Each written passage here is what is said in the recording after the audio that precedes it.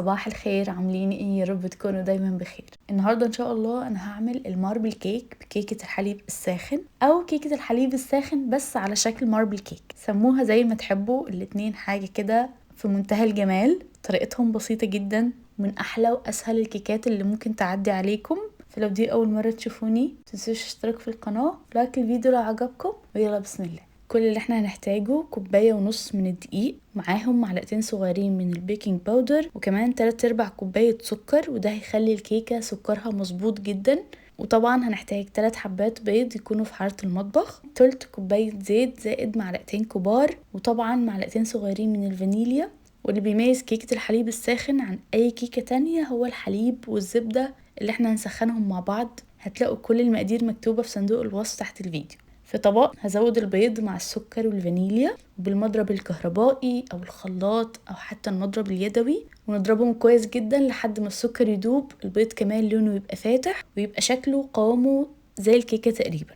ودي خطوة مهمة جدا، هي اللي بتساعد ان الكيكة تطلع طرية اسفنجية وناعمة. لو هتستخدموا المضرب اليدوي خليكم صبورين شوية. هنزود الزيت وهديهم كمان ضربة لمدة دقيقة، وبعد كده على الدقيق هحط البيكنج باودر مع رشة صغيرة من الملح، ودي بتبقى مهمة كده وبتبرز كل الأطعمة. هنخلهم فوق خليط السكر والبيض، وطبعا زي ما انتوا عارفين بعد ما نزود الدقيق لازم نقلبه بمضرب يدوي أو بسباتولا وبالراحة جدا لحد ما الدقيق كله يختفي. في الخطوة دي هتلاقوا ان الخليط بقى تقيل جدا وصعب التقليب شوية، ولكن هو كده تمام، وده بيكون قوامه المطلوب.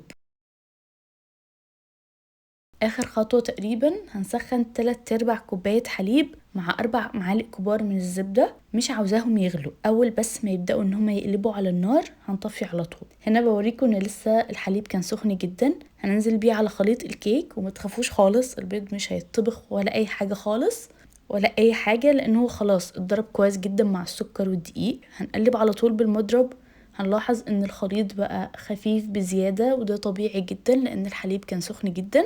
ولحد دلوقتي هي كيكة حليب ساخن بالفانيليا من غير اي اضافات خالص. لو عاوزين نعملها على شكل ماربل كيك فاحنا هنضطر نقسم خليط الكيك على مقدارين، يا اما مقدارين متساويين او هاخد تلت الخليط وازود عليه الكاكاو الخام. انا هنا زودت تقريبا معلقة كبيرة من الكاكاو الخام. هقلب كويس، ولو الخليط تقل معايا وده بيختلف على حسب نوع الكاكاو هحتاج ان انا ازود حليب، تقريبا معلقتين كبار من الحليب لحد ما يبقى القوام بالشكل ده. جهزت قالب الكيك بان انا حطيت فيه ورقة زبدة عشان اطلع الكيكة بسهولة، لكن ممكن تدهنوا زيت او زبدة وبرضه هيطلع بمنتهى السهولة معاكم. هبدأ احط خليط الكيك بالتناوب، شوية فانيليا شوية كاكاو، وفي الاخر خالص بحب اغطي السطح بتاع الكيكه بالفانيليا، عشان كده خليت مقدار الفانيليا يكون اكتر، لكن انتوا براحتكم تقدروا تخلوا النسب زي ما تحبوا. هدي الصينيه خبطتين، وطبعا الفرن سخن مسبقا على 180. الرف اللي في النص هتاخد من 35 دقيقه لحد 50 دقيقه حسب حراره الفرن عندكم، وكمان العمق بتاع الصينيه وحجم الصينيه. ومن اسرار نجاح الكيكه دي بالذات لما يظهر الشق ده على الوش، وبما انه بيكون اخر جزء بيستوي في الكيكه فدايما اختبروه بعود خشبي، لو طلع نضيف يبقى هي كده استوت كويس. وده بيكون شكلها من جميع النواحي، يعني شكلها وريحتها في منتهى الجمال. من بره هتحسوها مقرمشه شويه، بس هي من جوه هشه وطريه جدا. بما ان انا هغطيها بالشوكولاته، فاللي انا هعمله دلوقتي ان انا هحط ورق زبده من الاربع جهات، بحيث بعد ما اصب الشوكولاته واظبط كل حاجه وتبدا ان هي تمسك نفسها اسحب ورق الزبده بسهوله من غير ما احتاج ان انا انقلها من مكان للتاني. هنا انا هدوب تقريبا 100 جرام او 150 جرام من الشوكولاته. ممكن تعملوها حمام بخار او في الميكروويف لمدة 20 ثانية بس، وهي هتدوب مع التقليب على طول. اختياري هزود عليها فول سوداني، انا فرمته اصغر شوية بالسكينة، وبعدين هصبهم فوق الكيك وبالسباتيولا او بمعلقة، ونحاول ان احنا نغطي الكيكة كلها. هدخلها التلاجة 10 دقايق فقط، وبعدين اقطعها. ما تعملوش زيي وتخلوها ساعة او اكتر عشان هي هتجمد جدا، خصوصا لو انتم مستخدمين شوكولاتة خام. فالاحسن والافضل ان انتوا تستخدموا شوكولاتة زي الجالاكسي او الكادبري او حتى الشوكولات شيبس، لان هي بتكون احسن كتير في التغطية وفي الاكل. لكن لو هتستخدموا شوكولاتة خام لازم تضيفوا معاها كريمة او شوية حليب صغيرين عشان لما تمسك بعد كده تقدروا تقطعوها من غير ما تتكسر معاكم.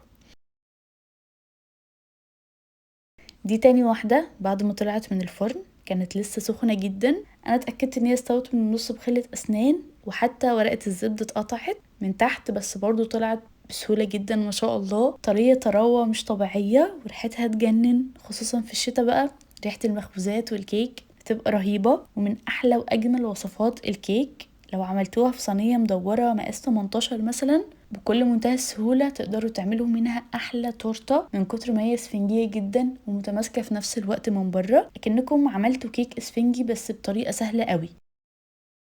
ونصيحة كده صغيرة، قطعوها لما تبرد خالص، بلاش تقطعوها وهي لسه سخنة عشان هتبقى لسه طرية قوي معاكم. اهم حاجة ان انتوا تبردوها كويس على شبكة. وبس كده، اتمنى الفيديو يكون عجبكم. جربوا كيك هتحبوها جدا انا متأكدة، وهتعتمدوها في كل مرة، سواء عملتوها ككيكة حليب ساخن او حتى عملتوها ككيكة ماربل كيك، فهي بجد رهيبة في كل الحالات. عملتوها سادة او حتى بالشوكولاتة كمان هيطلع طعمها يجنن. متنسوش تبعتوا الفيديو لأي حد حابينه يجربها، متنسوش كمان تعملوا لايك للفيديو لانه مهم جدا.